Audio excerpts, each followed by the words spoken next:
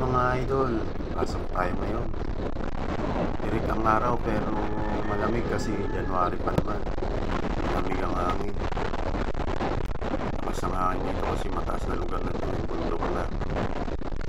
Pasok tayo ngayon sa trabaho mga idol. Kaya tingnan nyo, iinit diba? Tirik ang araw niyan pero malamig.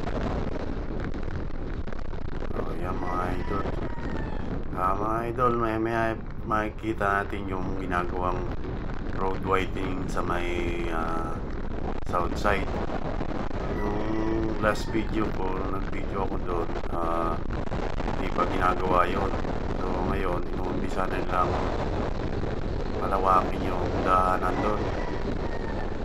Nga pala mga idol, ride safe tayo. Kailangan laging naka-helmet pag nagmumotor tayo mga idol, kasi may saksiyan ako, nakita ko na kapag hindi naka-helmet talagang hindi ligtas, kasi anytime pwede tayong madisgrasya kahit anong ingat natin, kasi yung mga kasama nating nakamotor na hindi nag-iingat, minsan nadadamay tayo. Payo ko lang na kailangan palagi tayong naka-helmet, malayo man o malapit ang ating pupuntahan, para safe lagi yung ating ulo. Yung nakita ko, basag ang ulo. Ayan, ito na tayo mga idol sa ginagawang kalsada yan, no? Yan sa gawing kaliwa. Yan, nilalaparan na nila yan mga idol. Nilalagyan din nila ng drainage. Kasi dito sa south side, yan, yung part na yan,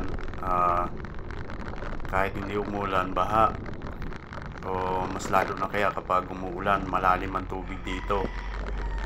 Yan mga idol, tingnan nyo, may tubig sa kalsada kahit maaraw. Paano pa kaya kung umuulan? Napakalalim ng tubig dyan. Kaya salamat kay Congresswoman Ann Matibag, nilalagyan na niya ng drainage ito. At saka nga pala kay Kapitan Ninyon, maraming salamat sa pagpagawa ng drainage. Hindi na kami babahain. Siguro kung sakasakaling hindi maayos yung pagkagawa, hindi naman siguro ganun ka lalim yung tubig na i-stack doon. Yan, tuturo ko sa inyo mga idol kung saan ko nakita yung na disgrasya ng madaling araw, nakatulog yata.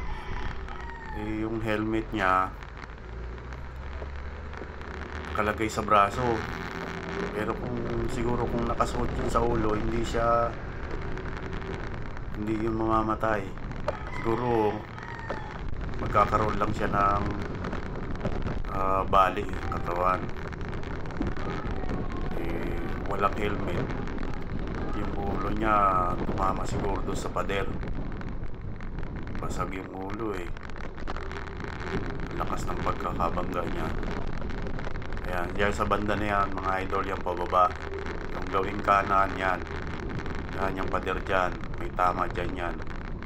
Ayan mga idol, hanggang dito na lang. Bye bye.